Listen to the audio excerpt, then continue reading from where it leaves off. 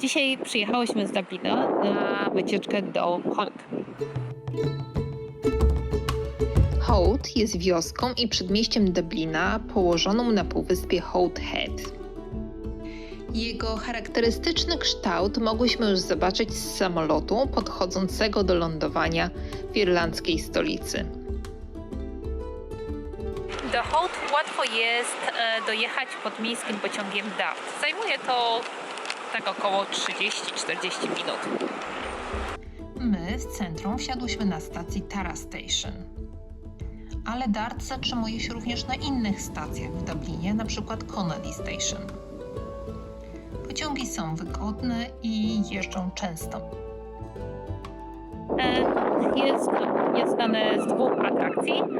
Można się tutaj wybrać na spacer po klifach, a także popłynąć łódką. My wybrałyśmy się najpierw na wycieczkę łódką.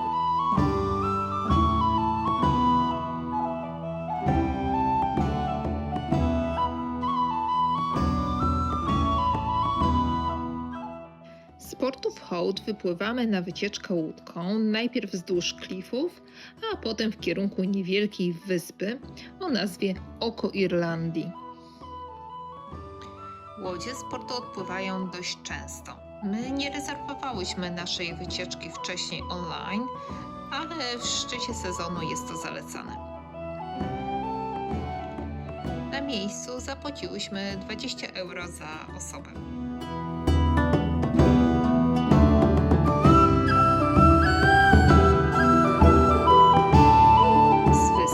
Związanych kilka legend. Jedna z nich opowiada o świętym Nessanie, który założył tam kościół. Podobno rozszczepił on kamień, gdy rzucił swoją książką w siedzącego na nim diabła. Od tej pory to miejsce jest nazywane diabelską skałą. Natomiast ruiny kościoła rzeczywiście do tej pory istnieją na wyspie.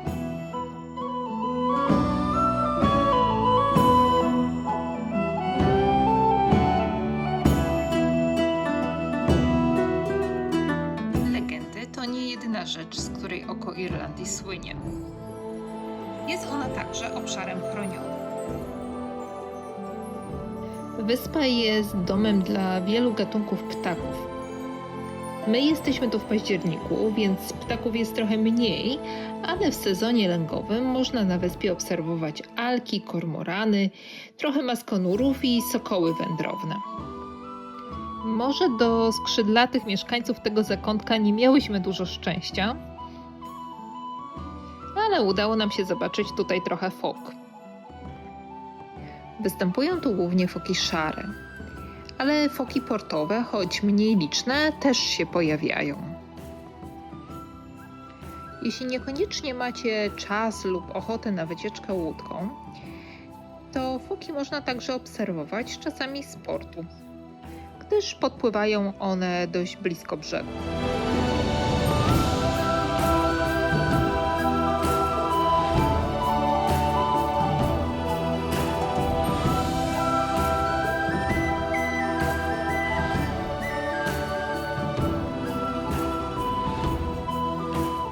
Chwila przerwy.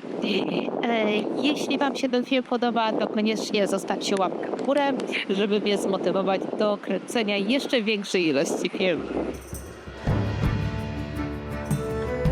Po dopłynięciu z powrotem do portu skierowałyśmy się w stronę klifów.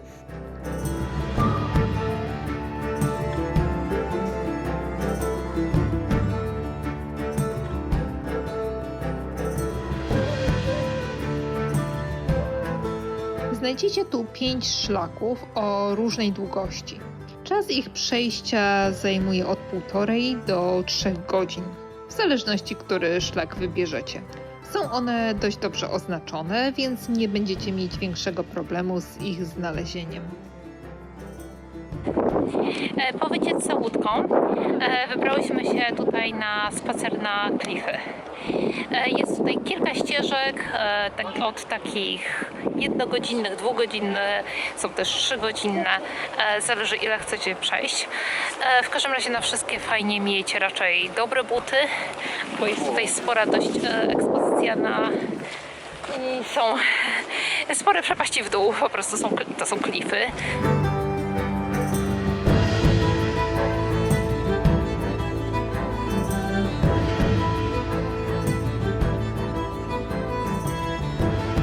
Dobrze jest być tu przygotowanym na różnego rodzaju pogodę, deszcz, wiatr i tak dalej, ale też akurat nam się trafiła tęcza, chociaż nie wiem, czy to wyjdzie w ogóle w kamerze.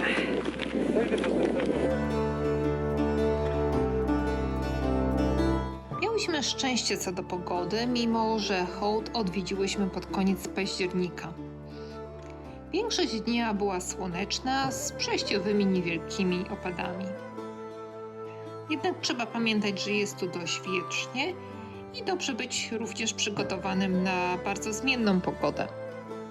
W końcu to jest Irlandia.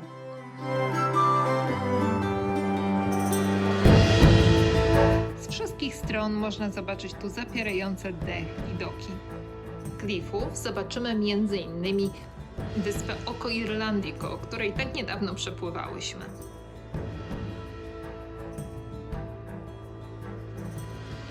Mamy też stąd wspaniały widok na Bailey Lighthouse, czyli latarnię morską Bailey.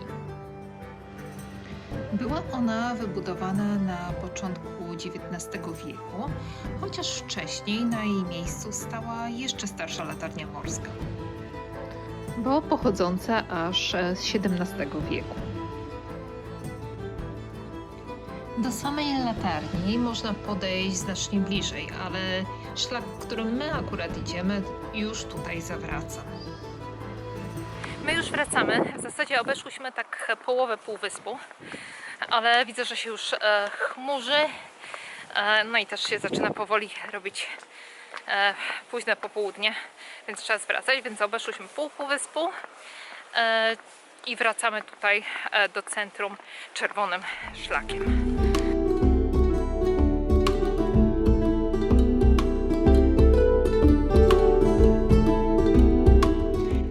Na tyle w tym odcinku. Zachęcam Was gorąco do subskrybowania, komentowania i zostawienia po sobie łapki w górę. Do zobaczenia wkrótce. Pa, pa!